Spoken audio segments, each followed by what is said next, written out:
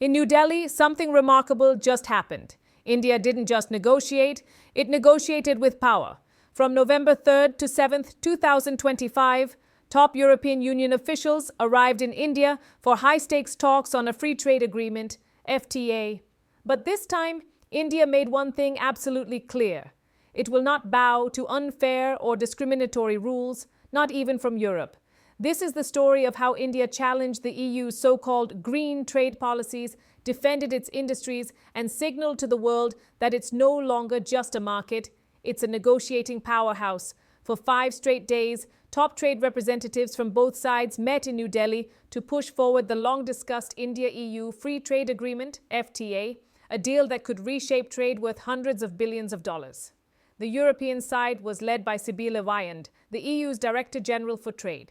India's delegation was headed by Rajesh Agrawal, India's Commerce Secretary, a man known for his clarity, calmness, and strong diplomatic voice. Their goal? To build a framework for free trade covering goods, services, investment, sustainability, and technical standards. But as discussions began, one issue overshadowed everything: the Carbon Border Adjustment Mechanism, CBAM, and the EU's new steel regulations. For 5 straight days, top trade representatives from both sides met in New Delhi to push forward the long-discussed India-EU Free Trade Agreement, FTA, a deal that could reshape trade worth hundreds of billions of dollars. The European side was led by CBAM and Europe, the EU's Director General for Trade.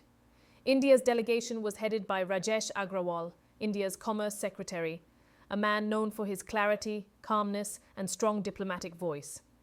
Their goal? To build a framework for free trade covering goods, services, investment, sustainability, and technical standards. But as discussions began, one issue overshadowed everything: the Carbon Border Adjustment Mechanism, CBAM, and the EU's new steel regulations. Let's break this down.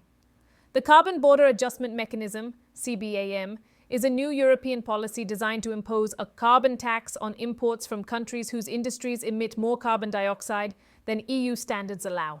In simple terms, if an Indian steel plant uses coal-based energy to produce steel and then exports that steel to Europe, the EU wants to slap a carbon tariff on it.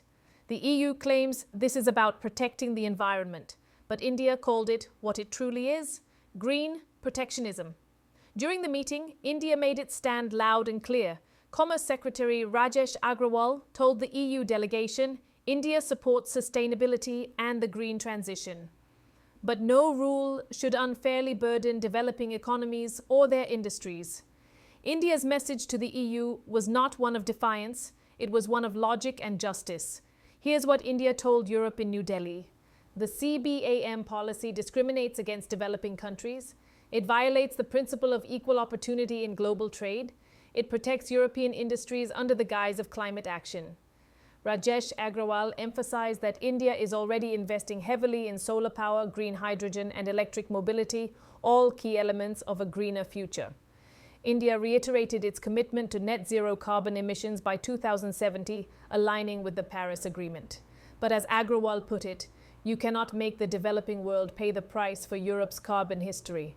The EU delegation defended CBAM by saying it ensures a level playing field. They argued that if European manufacturers are paying carbon costs, then foreign companies should do the same. But India wasn't convinced. Indian negotiators countered sharply. If your policies are truly about saving the planet, their impact should be global and fair, not targeted at specific nations.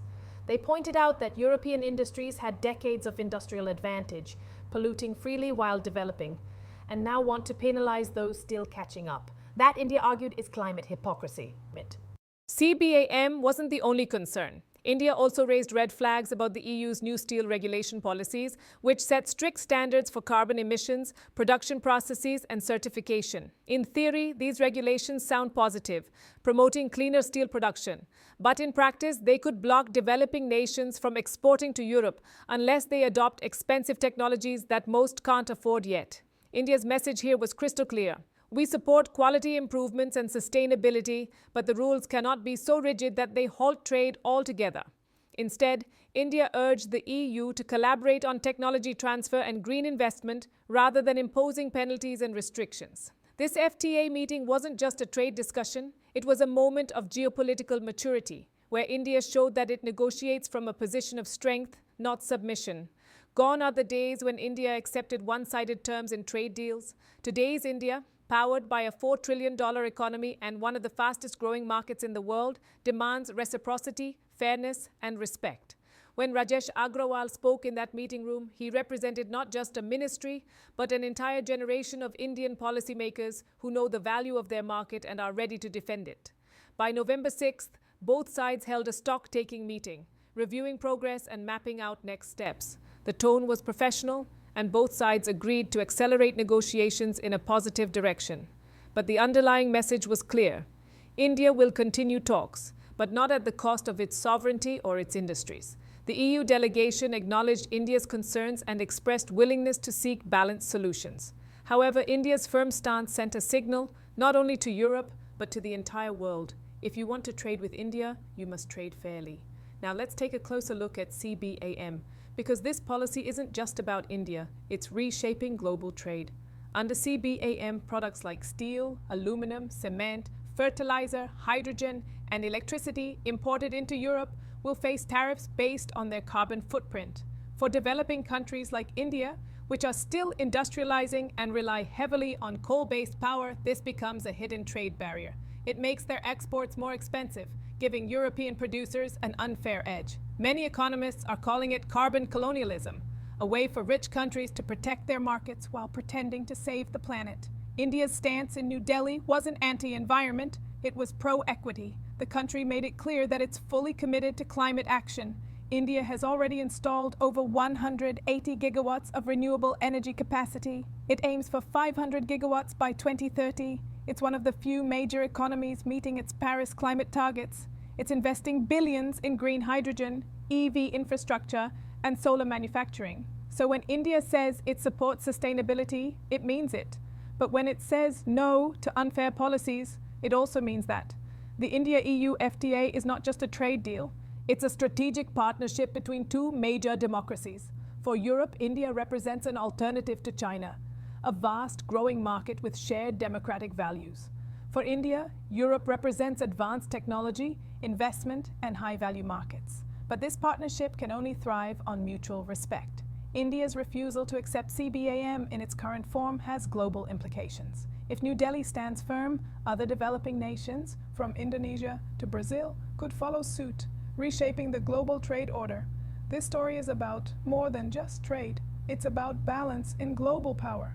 For decades, the Global South accepted Western policies, whether on finance, environment, or trade, often at its own cost.